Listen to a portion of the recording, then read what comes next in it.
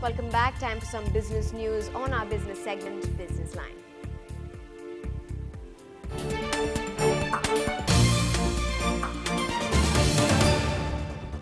Now, what do you do when you make a mistake while writing out that check? Well, you correct it and sign against that correction, right? If the RBI has its way, then you will have to tear away that check leaf with that mistake and, of course, write a new one. Our business reporter Ashmit Kumar signs in with reasons for this move. In a move to stem malpractice in dealings involving checks, the RBI is in the process of developing a new set of guidelines and systems for check clearance. As per the RBI proposal, any corrections and changes made on checks will render them null and void.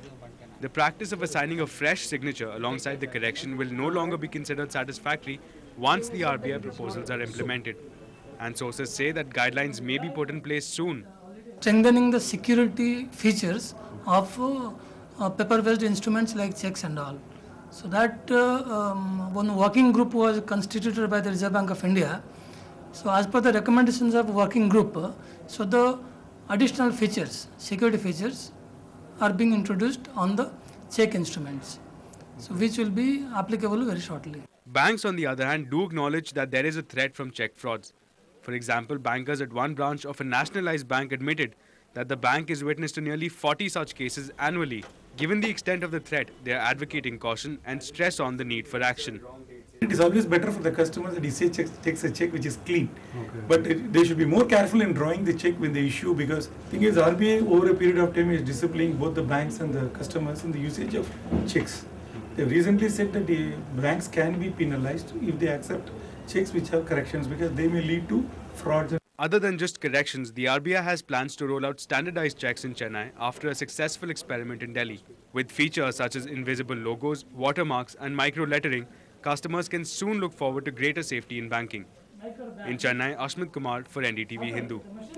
And while you write out those checks, you might also want to save more money, because you could save on taxes this time. The government has proposed new tax rules aimed at promoting long-term savings and retirement benefits. These rules need Parliament approval, and if that comes through, they will kick in next year. Currently, the government allows an exemption of up to 1 lakh for savings schemes like provident funds. The government will raise that to 3 lakh rupees if you open a separate savings account and invest in long-term savings schemes, provident fund and other retirement schemes. Withdrawing any money from this account will lead to taxation.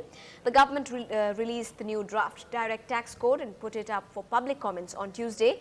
Once approved by the Parliament, it will replace the 50-year-old Income Tax Act. On to some news from the markets. It was the 5th successive day of gains on Dalal Street, with benchmark indices gaining 0.5% each as they closed at their best levels in over a month. And there just doesn't seem to be anything stopping the bulls now. That's right, bulls here in India having an absolute ball, because as we have been seeing for the last many days, there's some serious outperformance happening in Indian markets. As I said, global markets, many major indices still trading 10-12% below their recent April highs, and we are almost knocking at the doors less than 3.5% away from a new 52-week high. Intraday charts, we had a flattish opening. US markets had had given up all of their gains overnight, but after that kept trickling lower. The bottom around that 51.70 mark at 1 p.m. in the afternoon, but after that a big surge. Nifty almost hitting 52.40. 0.5% higher for the day, closing above that 5200 mark, and as you said, at a 1-month high. What went higher? 3-4 major indices gained more than 1% each. Number one was the Realty Pack. Again, you can attribute this to short covering, because many of these stocks have been hammered out of shape. Today they made a bit of a comeback, 4 to 5% up on pretty good volumes in stocks like HDIL and Orbit Corporation. Another pack which gained more than 1.5% was the PSU pack. Nothing common between these stocks, but you had MMTC, but the board is meeting on the 29th to consider bonus shares. That went up over 20%. Hindustan Copper divestment buzz, that went up 9%. Even National Fertilizer, that gained about 6% in trade. The FMCG pack made a bit of a comeback, 1.5% on the BSE FMCG index. ITC 2% higher, that's trading at a lifetime high, and you had United Spirits and Levers gaining about 2% in trade. Now, irrespective of what happens in global markets, there's no stopping bulls in India. We are above 5200, and looking at the momentum that we have seen for the last few days. It doesn't look like Bulls are tiring out just yet. Now, the little master Sachin Tendulkar may have lost count of the records he has set or broken, but there are some unfulfilled dreams as well. Holding aloft the World Cup has been his long-cherished desire, and the little master said he hopes to play in the final of the World Cup when it's jointly hosted by India, Sri Lanka and Bangladesh early next year. Sachin said if India played to their potential, there was a good chance of entering the finals of the event.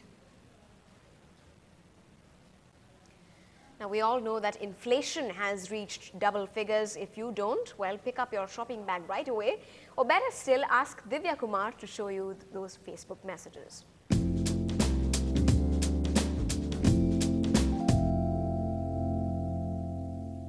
Today's update is about something that can happen to anyone. Fa says, the only thing you can do on a shoestring these days is trip. If you have similar funny entries, you can send it to feedback@ndtv-hindu.com and also follow us on our Facebook account. Well, the shoestring budget, I guess, does not exist anymore. That's all the time we have on this bulletin, but we leave you with this reminder of the plight of our elders today. Do spare a thought for these senior citizens. Thanks for watching.